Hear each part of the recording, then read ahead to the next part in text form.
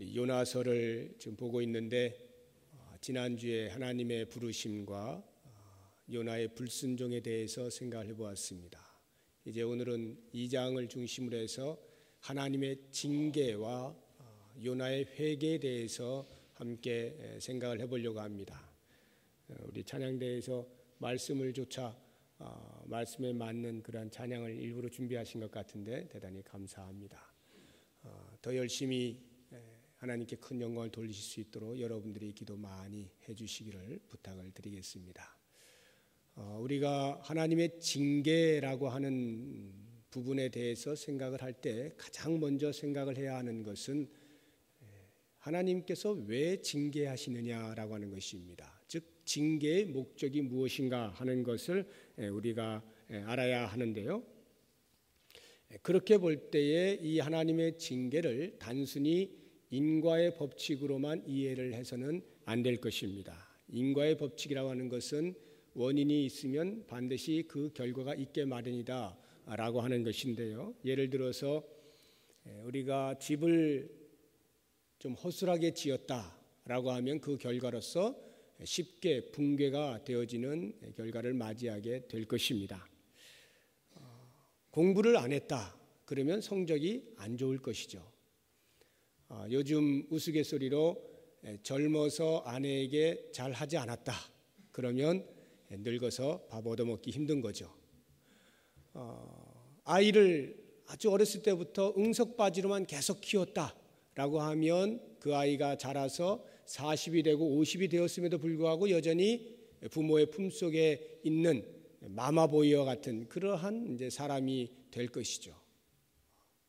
군인이 훈련을 받는 중에 제대로 받지 않고 요령을 피우고 딴전을 피우고 소홀히 하면 실제로 전쟁이 일어날 때 그 군인은 총알 바지밖에 달리 다른 길이 없는 것, 이것이 바로 인과의 법칙이라 할 수 있겠습니다. 이러한 인과의 법칙이란 전혀 잘못된 것이 아닙니다. 성경에서도 인과의 법칙을 잘 설명해 주고 있는 구절이 있습니다. 갈라디아서 6장 7절 이하에 보면 스스로 속이지 말라. 하나님은 업신여김을 받지 아니하시나니 사람이 무엇으로 심든지 그대로 거두리라.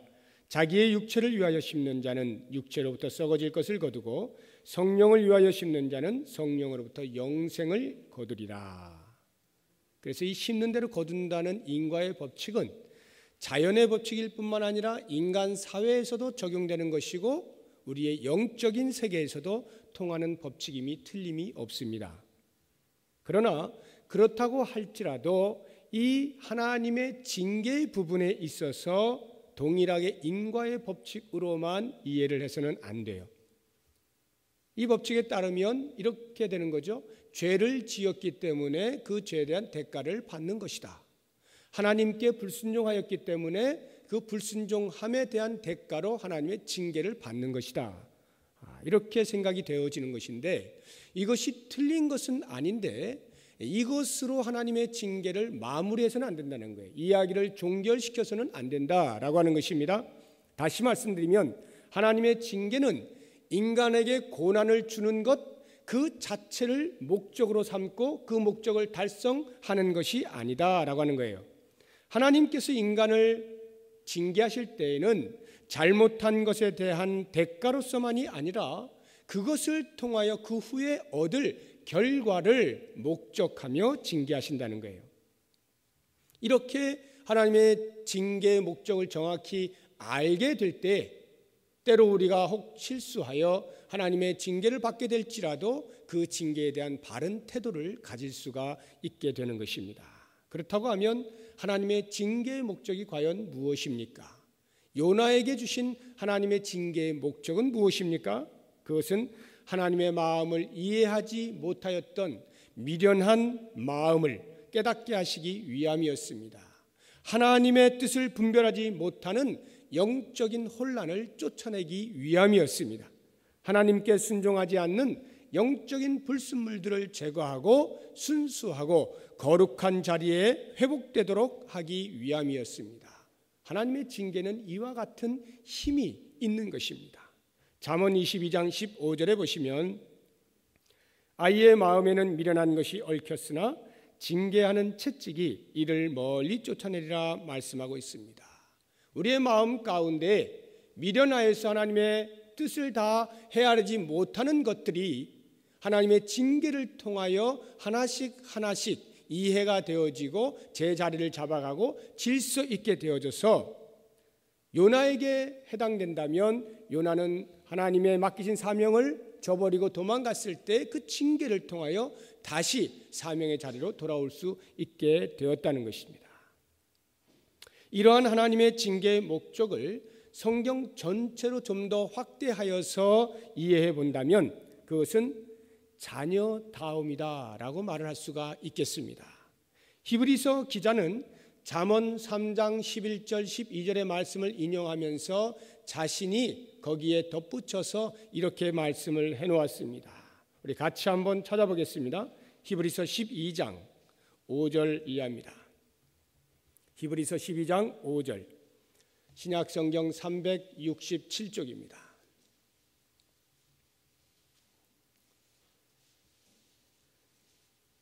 그 5절과 6절이 잠언 3장 11절과 12절의 말씀을 인용한 것입니다. 또 아들들에게 권하는 것 같이 너희에게 권면하신 말씀도 잊었도다 일러스되 내 아들아 주의 징계하심을 경히 여기지 말며 그에게 꾸지람을 받을 때에 낙심하지 말라.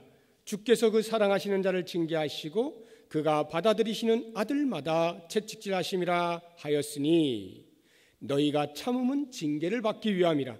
하나님이 아들과 같이 너희를 대우하시나니 어찌 아버지가 징계하지 않는 아들이 있으리요. 징계는 다 받는 것이거늘 너희에게 없으면 사생자요 친아들이 아니니라. 이 말씀에 의하면 하나님께서 우리를 징계하시는 것은 오직 한 가지 이유죠. 자녀이기 때문이라는 것입니다. 자녀이기 때문에 사랑하고 사랑하기 때문에 잘못했을 때 자녀답지 못한 행동을 했을 때 당신의 자녀답게 만드시기 위하여 눈물이 쏙 빠지도록 사랑의 매를 드신다 하는 말씀입니다. 그렇기 때문에 우리는 혹 징계를 받게 될 때에 낙심하지 말아야 합니다.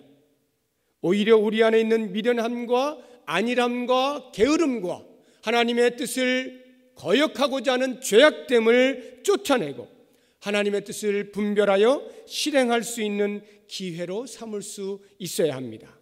징계 뒤에 숨겨진 자녀를 향하신 하나님의 크신 사랑을 발견할 수 있어야 하는 것입니다.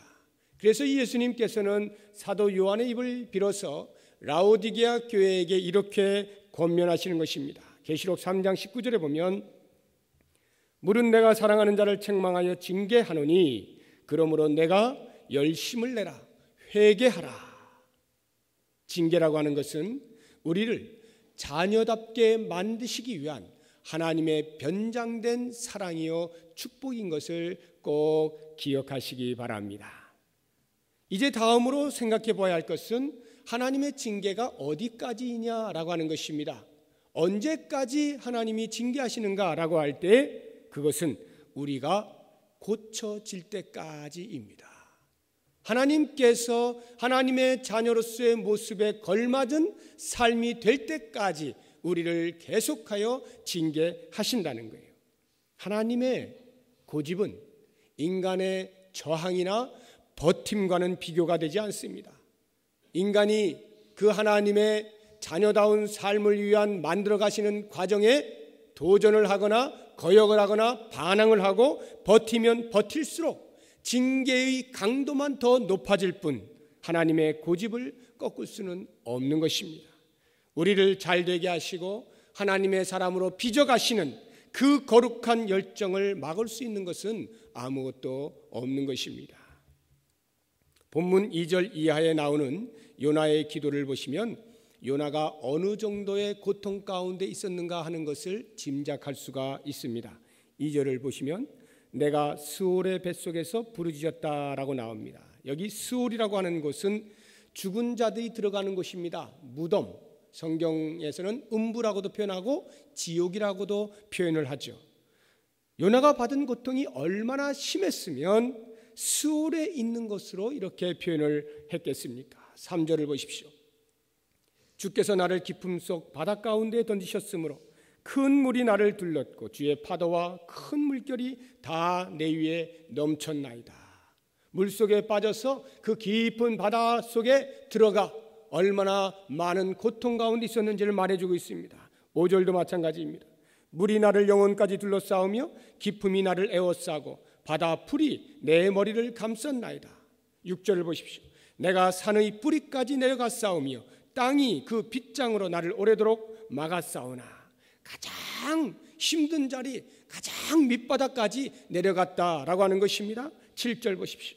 내 영혼이 내 속에서 피곤할 때에 이제는 육체의 고통뿐만 아니라 영혼마저 큰 절망감으로 초죽음의 상태에 이르게 되었다는 말입니다.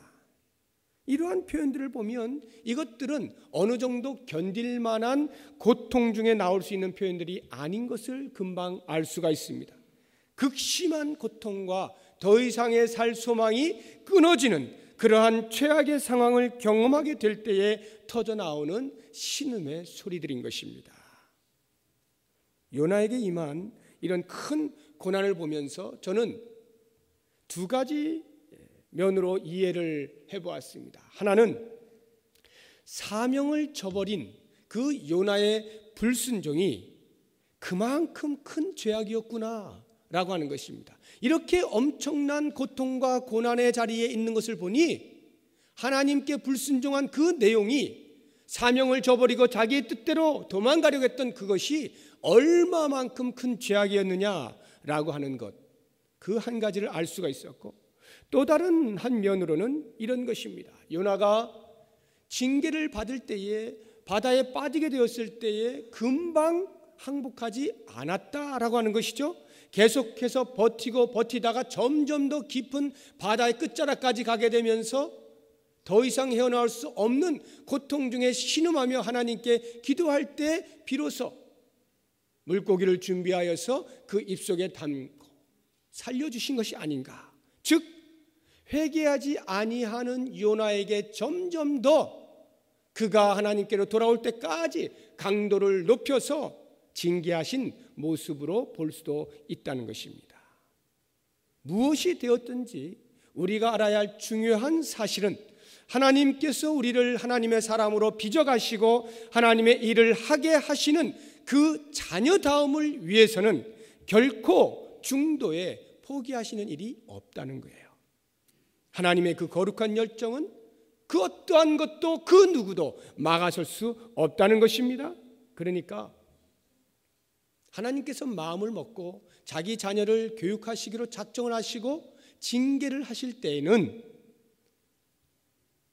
빨리 엎드리는 것이, 빨리 하나님께 나오는 것이 상책이라는 거예요. 어차피 돌아오게 돼 있어요. 돌아오긴 돌아오는데 많이 맞고 돌아올지 적게 맞고 돌아올지 그것은 내 할 나름이다 라고 하는 것입니다. 여러분, 이런 것을 볼 때 만약 내가 잘못한 것이 분명히 있는데 나에게 아무런 사인이 없어요. 아무런 징계가 없고 너무나 평화롭고 사는 것이 아무 지장이 없어요. 뭔가 생각해 봐야 됩니다. 과연 내가 하나님의 자녀 맞나? 물론 그런 의심하라는 건 아니고요. 하나님께서는 당신이 사랑하시는 자녀라면 반드시 그가 하나님의 자리에, 하나님의 뜻에 맞는 자리에 돌아오도록 하기 위하여 모든 방법을 다 동원하신다는 거예요. 이러한 징계가 있을 때 빨리 눈치를 채고 하나님께 돌아와야 한다는 것입니다. 자, 이제 이와 같은 하나님의 징계에 대한 요나의 반응을 보도록 하겠습니다. 요나가 회개하는 모습을 그 기도 속에서 발견할 수가 있는데, 이 회개의 모습 속에 나타나는 특징들 몇 가지를 살펴보면서 회개가 무엇이냐라고 하는 것과 과연 나는 그와 같은 회개의 삶을 살고 있는가라고 하는 교훈을 받도록 하겠습니다. 가장 먼저 생각해 볼 수 있는 것은 회개라고 하는 것은 자기의 잘못을 인정하는 것에서부터 시작된다라고 하는 것입니다. 1장 8절 이하를 보시기 바랍니다. 무리가 그에게 이르되 청하건대 이 재앙이 누구 때문에 우리에게 임하였는가 말하라. 내 생업이 무엇이며 내가 어디서 왔으며 내 나라가 어디며 어느 민족에 속하였느냐 하니 그가 대답하되 나는 히브리 사람이요 바다와 육지를 지으신 하늘의 하나님 여호와를 경외하는 자로라 하고 자기가 여호와의 얼굴을 피함인 줄을 그들에게 말하였으므로 무리가 알고 심히 두려워하여 이르되 내가 어찌하여 그렇게 행하였느냐 하니라. 12절도 보십시오. 그가 대답하되 나를 들어 바다에 던지라. 그리하면 바다가 너희를 위하여 잔잔하리라. 너희가 이 큰 폭풍을 만난 것이 나 때문인 줄을 내가 아노라 하니라. 요나는 자기가 무엇을 잘못했는지 알았어요. 그것을 직시하였습니다. 그래서 하나님 앞과 사람 앞에 정직하게 시인을 하였습니다. 이 정직해야 한다고 하는 것은 일상의 우리들의 사회생활 가운데서도 매우 중요한 요소입니다. 정치에 있어서 정직한 정치인이 참으로 필요합니다. 경제에 있어서 정직한 경제인이 참으로 필요합니다. 미국 피츠버그 주에 카네기 멜론이라고 하는 대학이 있어요. 그 대학의 컴퓨터 공학과 교수인 랜디 포시라고 하는 사람이 있습니다. 이 사람이 췌장암 말기 환자입니다. 나이가 저하고 똑같은데 작년 가을에 그 대학에서 강연을 했어요. 마지막 강연이었습니다. 이제 암 말기 환자이기 때문에 제자들을 놓고 또는 동료 교수들을 놓고 이제 마지막 강연으로 기회를 주어서 이제 강연을 하게 되었는데 참 감동적인 그러한 강연이었어요. 그래서 이 강연이 인터넷으로 떠서 전 세계 수백만의 사람이 그 강연을 보고 이제 감동을 받은 그러한 내용이 있는데 그 가운데서 이 교수가 이런 말을 했어요.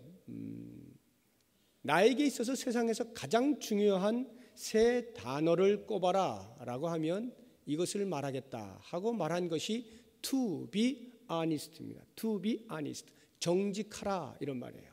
그리고 혹시 기회를 주어서 한 번만 더 추가적으로 세 단어를 중요한 단어를 말하라고 한다면 all the time이라고 하겠다.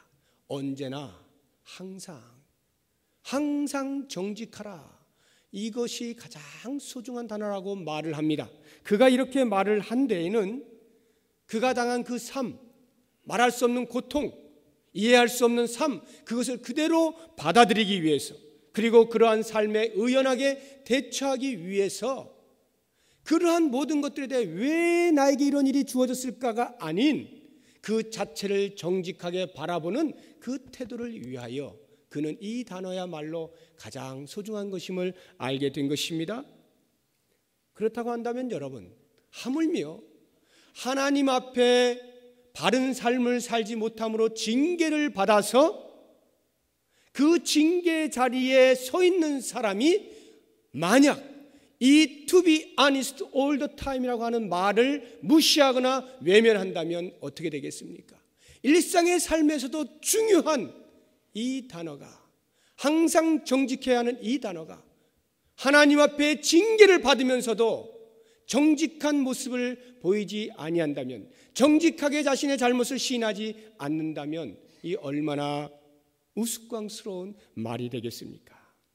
변명을 하거나 핑계를 대거나 자기 합리화를 하는 것은 회개하는 모습이라 할 수 없을 것입니다. 우리의 인류의 조상인 아담과 하와가 이와 같은 변명으로 일삼지 않았습니까? 창세기 3장 12절에 보시면 아담이 이르되 하나님이 주셔서 나와 함께 있게 한 그 여자가 그 나무 열매를 내게 주므로 내가 먹었습니다. 여자에게 자신의 잘못을 전가하는 것입니다. 하와도 마찬가지입니다. 여호와 하나님이 여자에게 이르시되 내가 어찌하여 이렇게 하였느냐? 여자가 이르되 뱀이 나를 꿰물어 내가 먹었나이다. 이렇게 자신의 잘못을 시인하지 않으면 진정한 회개로 나아갈 수가 없고, 회개가 없으면 죄사함의 은총도 없는 것입니다. 그러나 반면에 다윗을 생각해 보십시오. 그가 하나님의 마음에 합한 자로서 이스라엘의 전무후무한 선왕으로 역사의 길이 남게 되는 것은 바로 이와 같은 정직한 회개가 있었기 때문입니다. 밧세바를 범하고 우리아를 죽이도록 명령한 끔찍한 죄를 저질렀음에도 불구하고 그는 선지자 나단의 지적을 받게 되었을 때 정직한 반응을 한 것입니다. 왕의 위치에서 얼마든지 부인하거나 변명하거나 심지어 맘만 먹으면 나단을 처치해버려서 그야말로 완전 범죄, 아무도 모르는 은폐까지 나아갈 수도 있었을 것입니다. 그러나 그는 하나님 앞에서 정직하게 자신의 잘못을 시인하였습니다. 바로 그때 하나님께서는 다윗에게 회개의 영을 부어주셨고 그 회개하는 영을 통하여서 다윗은 새롭게 소생되어지고 하나님의 손에 쓰임받는 큰 인물이 된 것입니다. 그가 잘못을 감추고 있었을 때와 시인하였을 때의 상태의 차이를 시편 32편 3절 이하에서 이렇게 고백하고 있습니다. 내가 입을 열지 아니할 때에 종일 신음함으로 내 뼈가 쇠하였도다. 주의 손이 주야로 나를 누르시오니 내 진액이 빠져서 여름 가뭄에 마름같이 되었나이다. 잘못을 감추고 있었을 때의 삶의 모습이에요. 그런데 그것을 내가 이르기를 내 허물을 여호와께 자복하리라 하고 주께 내 죄를 아뢰고 내 죄악을 숨기지 아니하였더니 곧 주께서 내 죄악을 사하셨나이다. 사랑하는 성도 여러분, 만약 우리가 우리의 죄를 자백하면 하나님은 미쁘시고 의로우십니다. 그래서 그 자백하는 영을 받아주십니다. 모든 죄를 사해 주시고 모든 불의에서 우리를 깨끗하게 해 주십니다. 이것이 성경이 우리에게 알려주시는 말씀이에요. 하나님께 혹 징계를 받을 때에 내가 잘못한 것이 생각이 난다면 그 즉시로 잘못을 인정하고 시인하시고 자백하실 수 있기를 바랍니다. 다음으로 회개라고 하는 것은 잘못을 인정하는 것뿐만 아니라 한 걸음 더 나아가서 그것으로 말미암아 주어지는 어떠한 징계에도 기꺼이 겸손함으로 수긍하고 하나님께 굴복하는 자세입니다. 잘못을 시인하고 나면 그 잘못에 대한 징계가 오게 되어 있습니다. 그런데 그 징계가 대단히 큽니다. 너무나 힘듭니다. 견디기가 어려운 그러한 징계입니다. 그럴 때 불평하거나 억울하다라고 호소하지 마시라는 거예요. 내가 이 정도 잘못을 인정하고 이렇게 고백을 했다면 이제 하나님께서도 용서해 주시고 없는 것으로 쳐주셔야 하는 것 아니냐라는 생각을 할 수가 있어요. 그러나 진정한 회개라고 하는 것은 하나님의 평가와 하나님의 판단과 하나님의 우리에 대한 선고에 대하여서 어떠한 이의도 제기하지 않는 것입니다. 잘못한 것에 대한 형량을 내가 정하지 않는 거예요. 하나님께서 정해주신 것에 대하여 기꺼이 수용하는 것, 이것이 진정한 회개입니다. 설령 자신의 받는 징계가 너무나 커서 견딜 수 없어 신음을 하거나 살려달라고 부르짖을 수는 있겠으나 그래서 그것이 너무나 심한 대가라고 말한다거나 그래서 무자비한 하나님으로 여기는 것은 아직 내 마음 깊은 곳에서부터 회개의 영이 임하지 못한 것이고 진정한 회개가 일어나지 않은 것입니다. 진정한 회개란 어떠한 징계에도 겸손함으로 굴복할 수 있는 자세를 말하는 것입니다. 바로는 이스라엘 백성들을 내어줄 때에 진정한 회개에 의해서 내어준 것이 아닙니다. 하나님의 징계가 너무도 무섭고 더 이상 견딜 수 없는 자리에까지 이르게 되자 할 수 없이 굴복하여 이스라엘 백성들을 내보내줍니다. 그런데 그것이 하나님 앞에 진정한 회개가 아니었기에, 진정한 무릎꿇음이 아니었기에 그는 곧 다시 애굽의 군사들을 정비해서 이스라엘 백성들을 쫓아가 잡아오라고 명령을 하게 된 것입니다. 사랑하는 성도 여러분, 혹시 우리 가운데 고난이 있는 자 계십니까? 그렇다고 한다면 그 고난을 기꺼이 감내하시기 바랍니다. 그 고난이 아무리 크고 아무리 힘들다 해도 하나님께서 죽기까지 내버려 두시지 않습니다. 하나님은 하나님의 자녀가 징계를 받을 때 반드시 그 징계를 통하여 다시 살아날 것을 목적하고 징계를 하시는 것입니다. 그러므로 고난받을 때에 우리는 다른 그 어떠한 것도 다 접어두시고 오직 하나님 앞에 내가 무엇을 잘못했는가를 분명히 발견하시고 그것에 대한 깊은 통회를 통해서 하나님과의 바른 관계를 회복하실 수 있기를 바랍니다. 이제 마지막으로 회개에 대하여서 생각해 볼 것은, 이 회개라고 하는 것은 감사의 행위와 결단의 행위를 포함한다라고 하는 것입니다. 요나가 회개의 기도를 드릴 때에 하나님께서 들으셨다라고 하는 표현이 성경 여러 곳에서 나옵니다. 오늘 본문 2절 하반절 보십시오. 내가 스올의 뱃속에서 부르짖었더니 주께서 내 음성을 들으셨나이다. 6절 하반절에도 보시면 나의 하나님 여호와여 주께서 내 생명을 구덩이에서 건지셨나이다.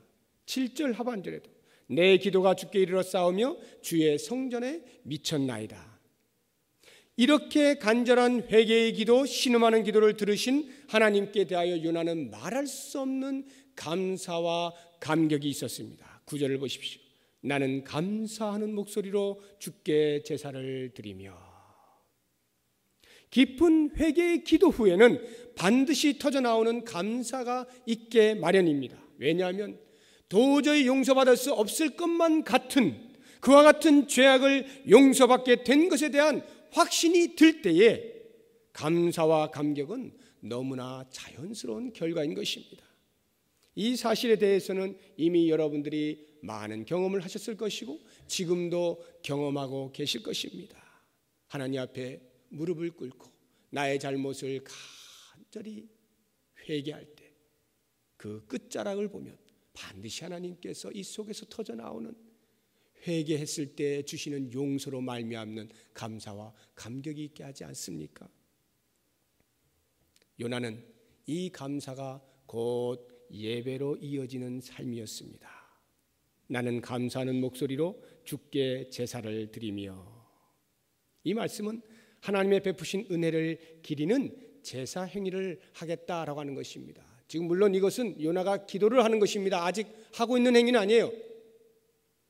회개했을 때 하나님이 용서하시고 용서했을 때 감사하여 내가 물고기 배 밖으로 나가면 내가 하나님께 예배를 드리겠다라고 하는 것입니다. 이러한 것을 볼 때 우리의 예배는 언제나 하나님께서 베푸신 우리에게 베푸신 그 은혜에 대하여 깊은 인식을 가지고 감사함으로 드려지는 예배가 되어야 합니다.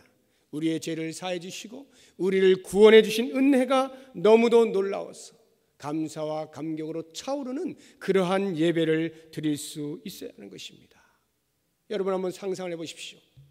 물에 빠져서 허우적거리고 더 이상 헤어나올 수 없는 기진맥진한 익사 직전에 있을 때 누군가가 손을 뻗어서 나를 살려주었다라고 할 때 내가 물 밖으로 나와서 나를 살려준 그 사람 앞에 서서 과연 어떠한 태도를 취하겠습니까?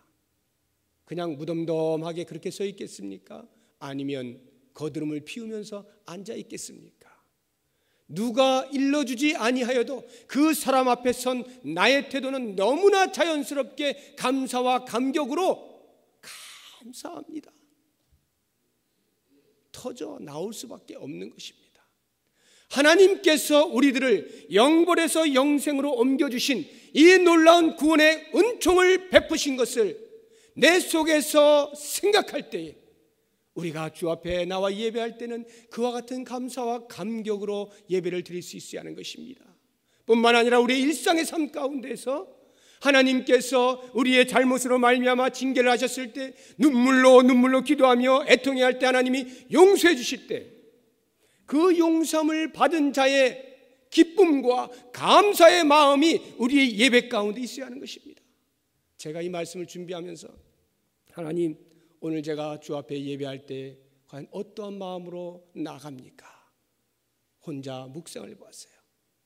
과연 매번마다 드려지는 예배 가운데에서 나는 그와 같은 감사와 감격으로 하나님을 찬양하고 있는가? 그 감사로 하나님 앞에 감사의 기도를 드리고 있는가? 그 감사에 못 이겨서 주여 말씀만 하시옵소서 그렇게 듣고 있는가? 이런 것들을 돌아보았습니다. 사랑하는 여러분 어떻습니까? 우리에게 이와 같은 구원을 베푸신 하나님의 은총이 내 속에서 사라지지 아니하고 계속해서 머물러만 있다면 우리가 예배를 한 번 드린들 두 번 드린들 일주일에 몇 번을 드린들 어찌 그 예배가 식상되어지거나 진부해지거나 아무 생각 없이 앉아있을 수 있거나 거드름을 피우거나 너 얼마나 하나 보자 이렇게 할 수가 있습니까? 안 됩니다. 우리의 마음은 너무나 가난해지고 너무나 풍성한 하나님의 은혜로 말미암는 감격 때문에 솟아오르는 기쁨을 가지고 그렇게 앉아있고 그렇게 찬송을 부르고 그렇게 기도하고 그렇게 말씀을 듣는 것 아니겠습니까?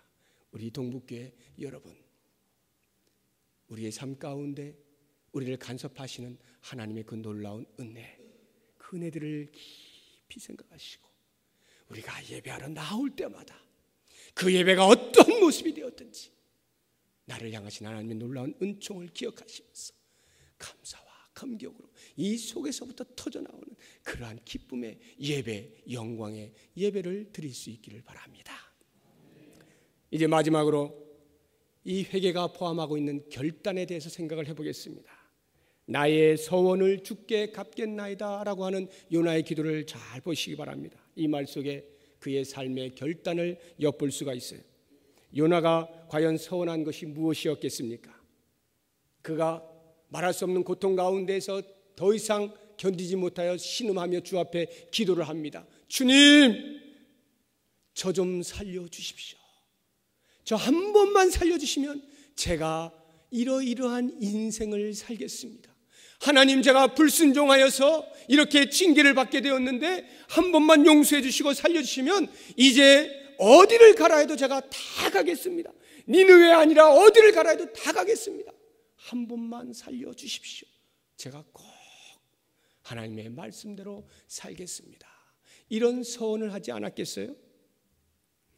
이 서원 속에 담겨있는 요나의 결단을 볼 수 있어야 하는 것입니다.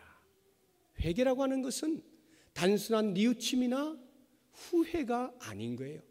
뉘우침이나 후회라고 하는 것은 우리의 감정적으로 인정하고 깨닫는 것에 불과합니다. 하지 말았어야 되는데 그걸 내가 왜 했나? 감정적으로만 인정하는 거예요. 그러나 회개라고 하는 것은 감정에 머물지 아니하고 우리의 행동의 변화를 습관하는 것입니다. 평양으로 가는 기차에서 내려서 부산으로 가는 기차를 갈아타는 것이 회개입니다. 내가 전에는 도둑질을 했다면 이제는 도둑질하지 않기로 결심하는 것이 회개입니다. 내가 전에는 부모에게 불효를 했다면 이제는 불효하지 않기로 이를 악무는 것이 회개입니다. 내가 전에는 사람들의 마음을 괴롭게 하고 아프게 했다면 이제는 다시는 그렇게 하지 않겠노라고 결심하는 것이 회개입니다. 내가 전에는 하나님의 마음을 아프게 했지만 이제 다시는 그렇게 하지 아니하고 하나님의 마음을 시원하게, 하나님의 마음을 기쁘게 해드리겠다라고 결심하고 결단하는 것, 이것이 회개예요. 진정한 회개라고 하는 것은 우리의 행동에까지 영향을 미치는 것입니다. 이제 말씀을 마치겠습니다. 사랑하는 성도 여러분, 우리에게 가장 큰 축복된 삶이 있다면 그것은 하나님의 징계를 받지 아니하고 하나님의 자녀다운 삶을 사는 것일 겁니다. 하나님의 베푸신 은혜를 누릴 뿐만 아니라 맡겨진 사명을 잘 감당하면서 하나님의 뜻 이루어 드린다면 그것보다 더 큰 축복이 없을 것입니다. 저는 여러분들이 그와 같은 삶을 살기를 축원합니다. 그러나 혹시 만약에 우리가 실수를 해서 하나님께 불순종함으로 징계를 받게 된다면 그때에 그 징계에 감추어진 하나님의 크신 사랑을 깨닫고 빨리 돌아서실 수 있기를 바랍니다. 자신의 잘못을 시인하고 주시는 징계를 감내하면서 다시는 동일한 실수를 범하지 아니하겠다라고 하는 결단으로 나아가실 수 있기를 바랍니다. 좋으신 하나님께서는 그와 같이 내 삶을 송두리째 바꾸기로 작정하고 회개 자리에 나가는 우리들에게 구원의 손길을 뻗쳐 주시는 것입니다.